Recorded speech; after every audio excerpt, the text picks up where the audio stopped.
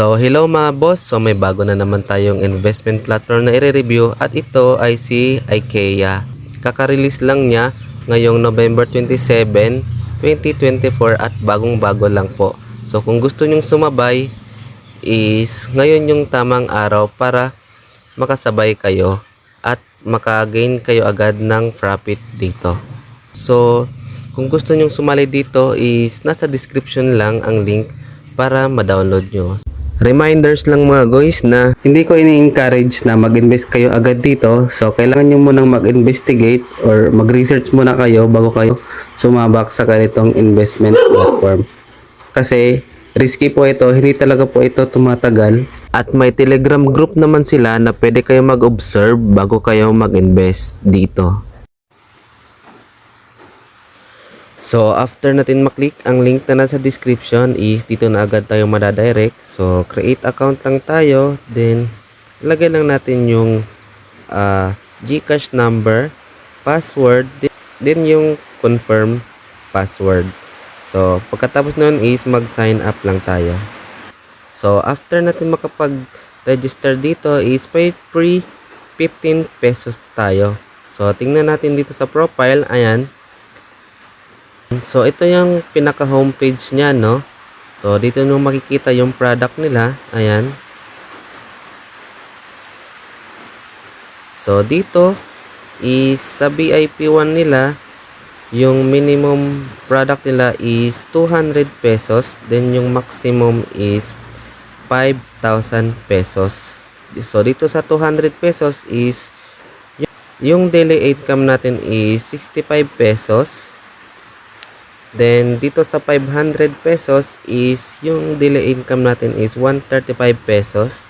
Then, dito sa 1,000 pesos is may daily income tayong 350 pesos. Then, dito sa 2,000 pesos is may daily income tayong 750 pesos. Ayan. Then, tapos dito sa 5,000 pesos is may daily income tayong 1,600 pesos and so on and so forth.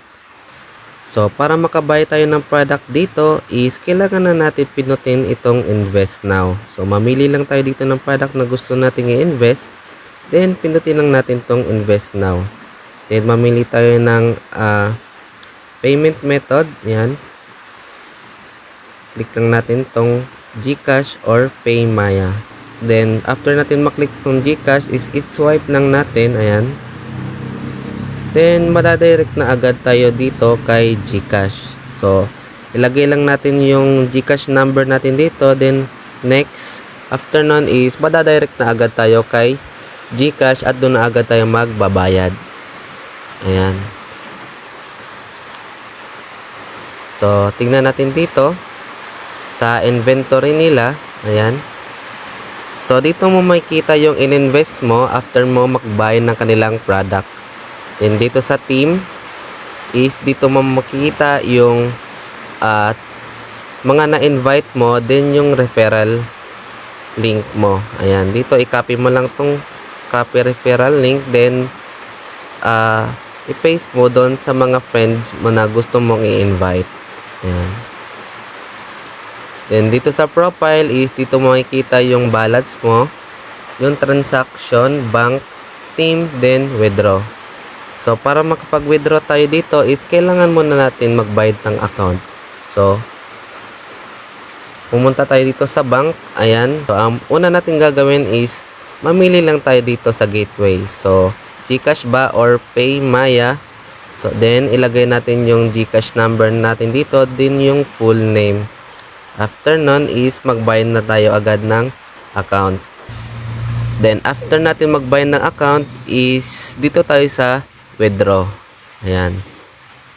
So, ang minimum withdrawal nila dito is 170 pesos. Then, may withdrawal fee silang 5%.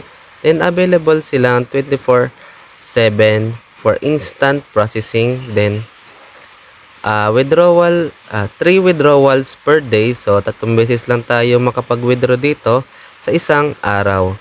Ayan. Then, dito is may customer support sila. Ayan. Ito yung customer support.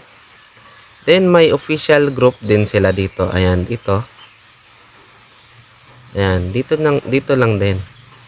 So, reminders lang po ulit na hindi ko ini-encourage na mag-invest kayo agad dito. So, kailangan nyo munang mag-investigate or mag-research muna kayo bago kayo sumabak sa ganitong investment platform. Kasi, risky po ito. Hindi talaga po ito tumatagal. Ayan. Depende na lang po kung gusto nyo. So, yun lang mga boss. Kung gusto nyo itong investment platform na to is nasa description lang ang link para ma-download nyo.